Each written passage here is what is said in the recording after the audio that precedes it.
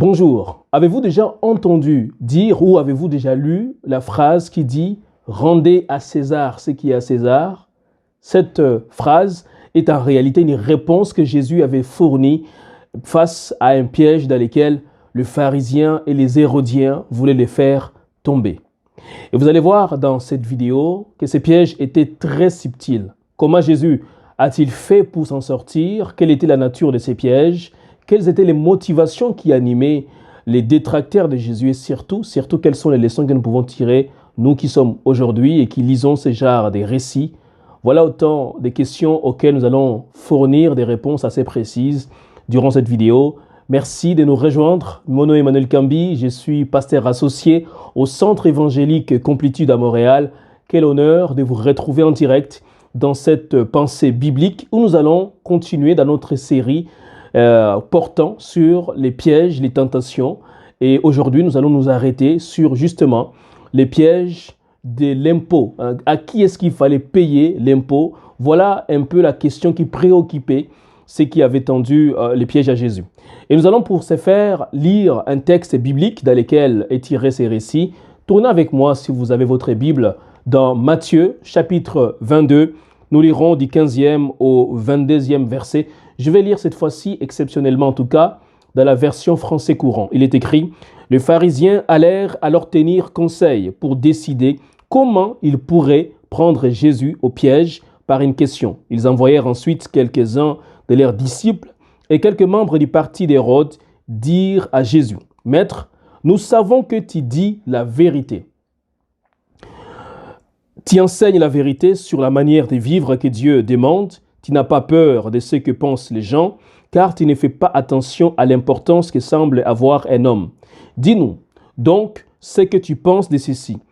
Notre loi permet-elle ou non de payer des impôts à l'empereur romain? » Mais Jésus connaissait leurs mauvaises intentions.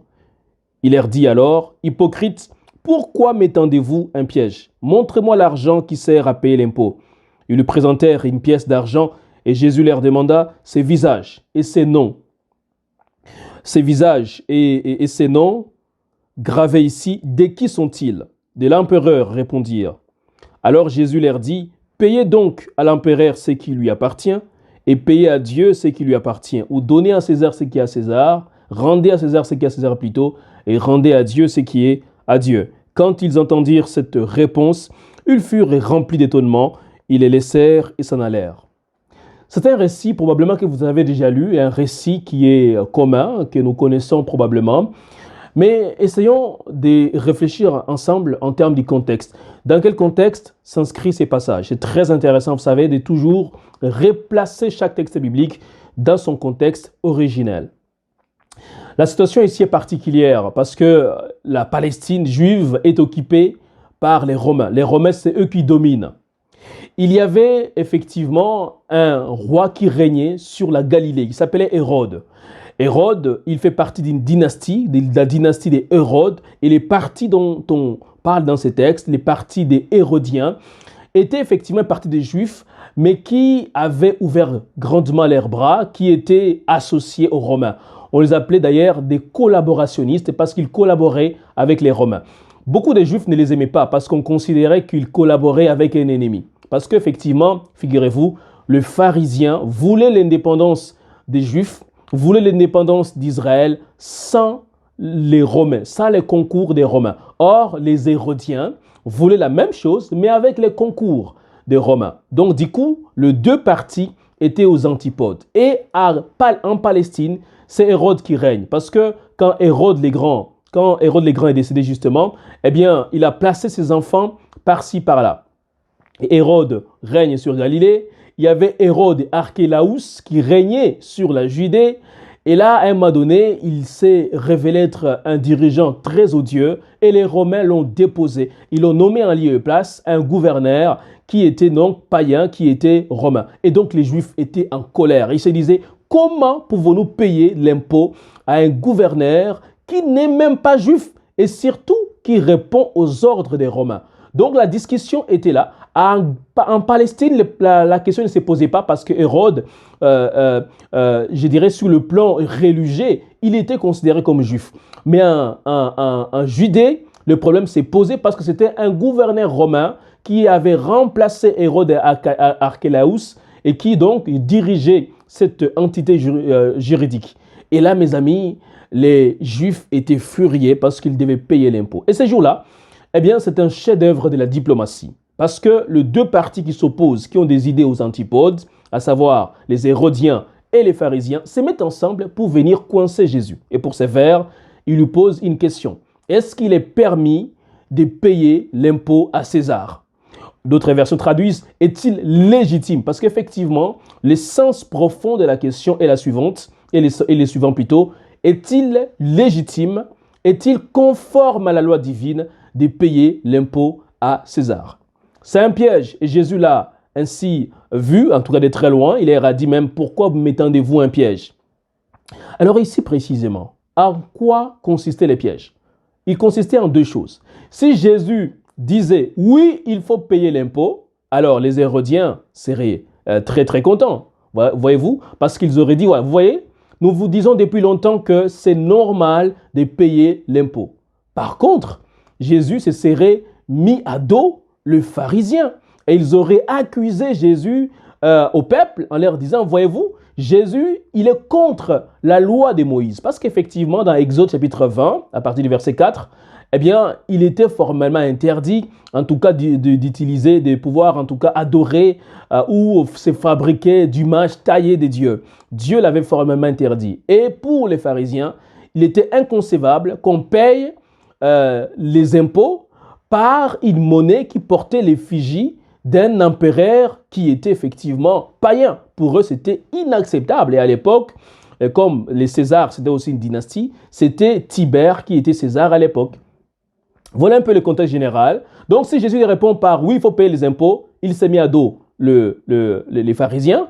Mais s'il dit non, il ne faut pas payer les impôts, parce que ce n'est pas normal de payer les impôts à un empereur humain, alors à ce moment-là, eh bien, mes amis, c'est plutôt les Hérodiens qui auraient accusé Jésus auprès de César d'inciter la population à ne pas payer les impôts. Et par conséquent, la sanction était sans appel. C'était l'arrestation et la condamnation quasiment à mort.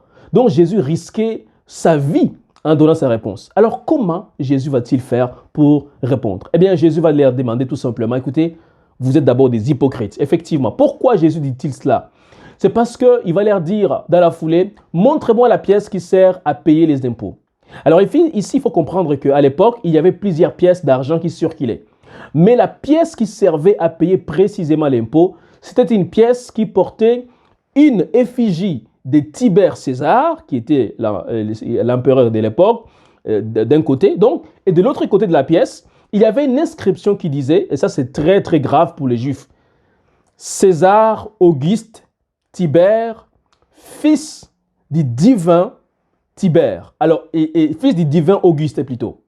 César Auguste Tibère, fils du divin Auguste. Et pour les Juifs, ils se disaient non, non. C'est pas normal qu'une pièce porte une inscription telle et qu'on l'utilise pour payer les impôts. Voilà un peu vraiment là où le bas blessait. Et pour eux, c'était inacceptable. Alors, qu'est-ce que Jésus va faire? Jésus va leur dire, montrez-moi la pièce. Et ça, c'est ça même leur hypocrisie. Ils sortent la pièce et montrent à Jésus.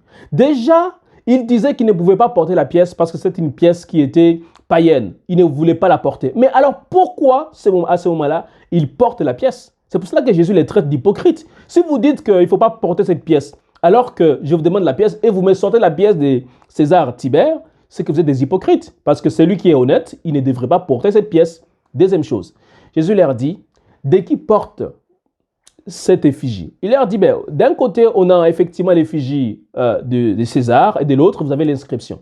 Jésus dit, ok, vous allez donner à Dieu ce qui est à Dieu et à César ce qui est à César. César, c'est lui qui fabriquait cette monnaie-là. C'est lui qui l'avait frappée à part ses propres soins. C'est lui qui donc avait créé cette monnaie. Ben, c'est normal, c'est légitime que vous puissiez rendre à César sa monnaie. Et il faut aussi comprendre que grâce au paiement des impôts, eh bien, on entretenait les routes. Grâce au paiement des impôts, on assurait la sécurité dans tout l'Empire romain. Donc Jésus dit, ben, rendez à César ce qui est à César, parce que probablement c'est lui, effectivement, qui prend soin de la sécurité et des biens publics. Mais aussi, n'oubliez pas, rendez à Dieu ce qui est à Dieu. Qu'est-ce qui est à Dieu? Dieu, il est celui qui établit les autorités. Donc, si vous vous opposez à César, ben, vous vous opposez à Dieu qui l'a établi. Par conséquent, obéissez à Dieu. Soyez loyaux vis-à-vis de Dieu. Donc, Jésus envoie dos à dos les pharisiens et les hérodiens. Et c'est comme ça qu'il se tire magistralement de ces pièges-là. Mes amis, pour pouvoir se tirer de ces pièges, il faut d'abord être un homme de prière. Il faut avoir la connaissance de la parole de Dieu parce que Jésus connaissait c'est sur quoi s'est basé les pharisiens et il était guidé par le Saint-Esprit. Vous, maintenant, je m'adresse à vous. Quand vous avez des pièges et des tentations, sur quoi vous basez-vous? Il est important que vous puissiez revenir à la source centrale qui est la parole de Dieu et que vous puissiez laisser le Saint-Esprit vous diriger. Si vous faites ainsi, vous allez aussi éviter des pièges que l'ennemi vous tend tous les jours.